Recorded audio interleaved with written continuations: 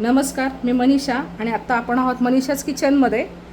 तर मी आज काही रेसिपी दाखवत नाही आहे, मी काही वस्तू आणल्यात गावाकडच्या, त्या तुम्हाला दाखवते आहे. तर मी एक कोकण साईडला गेले होते, गोवा बॉर्डरला. तर तिथे माझे एक मित्र आहेत, त्यांच्या घरी आम्ही गेलो होतो. तर त्यांच्या गावामध्ये किंवा रस्त्याने जाताना मला काही आपल्या रोजच्या वापरातल्या छान वस्तू दिसल्या, जे जेवणामध्ये वगैरे आपण वापरतो. तर त्या मी तुमच्याबरोबर शेअर करते आहे. तर हे तेजपत्ता आहे, त्यांच्या इथे ह्याची झाडं भरपूर झाडं होती, त्यातली मी थोडेसे हे काढून आणलेत, एक पिशवीभर असे. हे तेजपत्ता आहे, हे सुकवतात आपण मसाल्यामध्ये, बिर्याणीमध्ये, भाज्यांमध्ये सहजा वापरले जातात. याचा औषधी पण उपयोग होतो बऱ्याचपैकी, याचा काढा पण करून पिला जातो. ते मी हे तोडून आणलं आहे आणि हे सुकवलं जातं. तर हे मी काय उन्हात नाही ठेवणार आहे, त्यांनी मला सांगितलं हे घरातच ठेवा, घरातच टाकून सुकवा, म्हणजे हे सुकतील आणि वापरता येईल. दुसरी गोष्ट म्हणजे हे काजू आहेत, हे अजून आहेत पण मी फक्त दाखवण्यासाठी घेतलेत.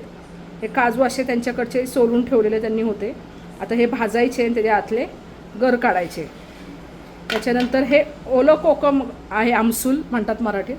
हे जे ओलं आहे ह्याचा आपण सुक्कं करून वर्षभर टिकेल असं करू शकतो. ह्याचा आगळ करू शकतात. त्याच्यानंतर ह्याचं सुकवून आपण भाजीमध्ये वापरता येईल, मी तुम्हाला फोडून दाखवते.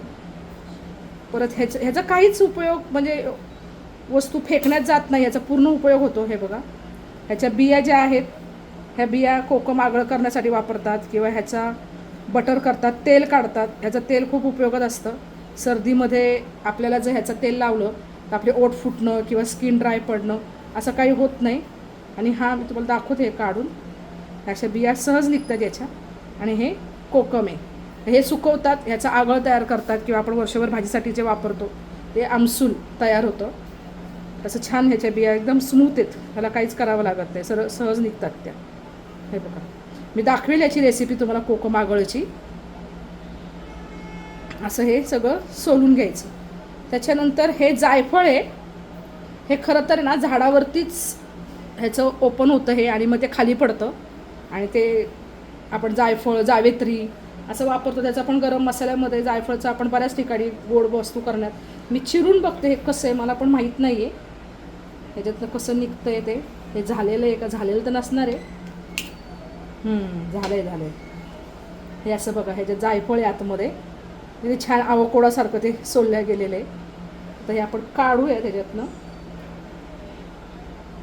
एक मिनिट, ओलंच आहे अजून हे सुकायला अजून वेळ लागणार आहे मला असं वाटतं. हे बघा, अशा प्रकारे जायफळ, हे जावित्री आपण जे बिर्याणीला वगैरे वापरतो ना मसाल्यांमध्ये, हे असं पूर्ण निघतं. हे ओलं असल्यामुळे ह्याला चिटकून राहिले. हे बघा, हे असं काढायचं. हे सुपारीसारखं जे दिसते आतमध्ये हे जायफळ आहे आणि ही जावित्री आहे.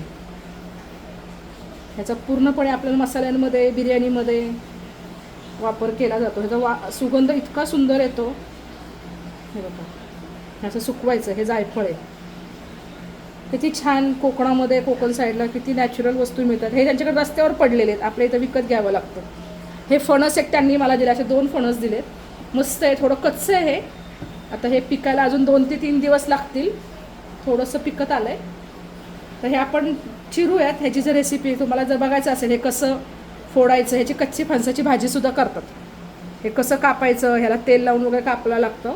ह्याचं जर तुम्हाला पाहिजे असेल व्हिडिओ तर तुम्ही मला कमेंट करा, मी तुम्हाला दाखवेल. तर अशा प्रकारे जो आपण म्हणतो की कोकणातल्या मावा जो आपण म्हणतो, तो जो हा आहे, मला खूप आवडलं. हे सगळं आम्ही हाताने तोडून आणलेलं आहे. अशा प्रकारे कोकणातल्या वस्तू मला त्यांनी छान दिल्यात.